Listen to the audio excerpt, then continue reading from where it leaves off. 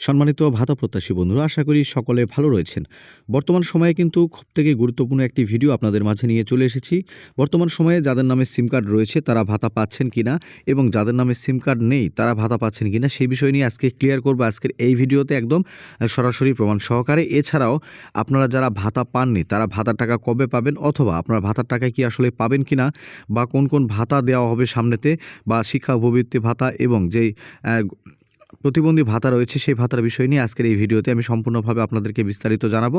সেজন্য আপনাদের কাছে অনুরোধ থাকবে ভিডিওটি মনোযোগ সহকারে প্রথম থেকে শেষ পর্যন্ত দেখবেন।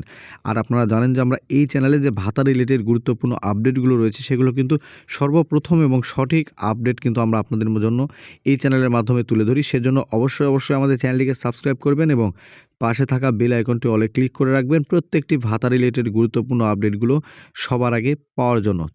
চলে যাই আজকের ভিডিওর মূল আলোচনায়। দর্শক বন্ধুরা, এই মুহূর্তে আপনারা জানেন যে বর্তমান সময়ে কিন্তু প্রচুর পরিমাণে ভাতা দেওয়া হচ্ছে। তবে আমরা যেটি খোঁজ নিয়ে দেখেছি সেটি কিন্তু প্রচুর পরিমাণে বয়স্ক ভাতা দেওয়া হচ্ছে। আসলে যে প্রতিবন্ধী ভাতা অনেক জেলাতে পেয়েছে, তবে সেটার পরিমাণ খুবই কম।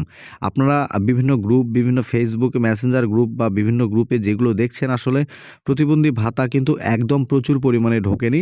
প্রতিবন্ধী ভাতা কিন্তু খুব অল্প পরিমাণে ঢুকেছে এবং বেশ কিছু জেলার বেশ কিছু মানুষ, ধরুন একটা জেলার বেশ কিছু অঞ্চলের অল্প কিছু মানুষ পেয়েছে, আবার অল্প কিছু কেন, অধিকাংশ মানুষই পায়নি। আসলে এই রকমটাই চলছে এই নাটকের অধ্যায়গুলো।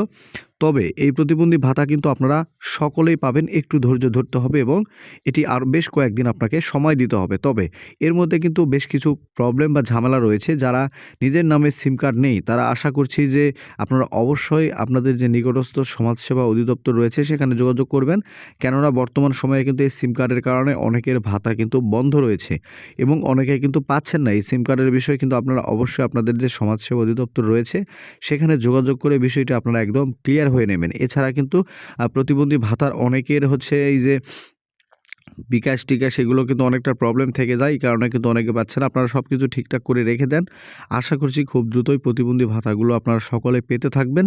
এবং আরও একটি বিষয় যেটি রয়েছে সেটি হচ্ছে শিক্ষা উপবৃত্তি ভাতার বিষয়টি এখন সবথেকে বেশি গুরুত্বপূর্ণ হয়ে রয়েছে। শিক্ষা উপবৃত্তি ভাতা কিন্তু খুব রিসেন্ট দেওয়া হবে এবং সেটা কিন্তু এই প্রতিবন্ধী ভাতা দেওয়া শেষ হলেই আপনাদের শিক্ষা উপবৃত্তি ভাতার টাকা অলরেডি দেওয়া শুরু হবে। তো এই ছিল আজকের এই গুরুত্বপূর্ণ ভিডিওটি। অবশ্যই ভিডিওটি একটু শেয়ার করে অন্যজনকে দেখার সুযোগ করে দিবেন। দেখা হচ্ছে পরবর্তী একটি গুরুত্বপূর্ণ ভিডিও নিয়ে। ততক্ষণ পর্যন্ত সকলে ভালো থাকবেন। ধন্যবাদ।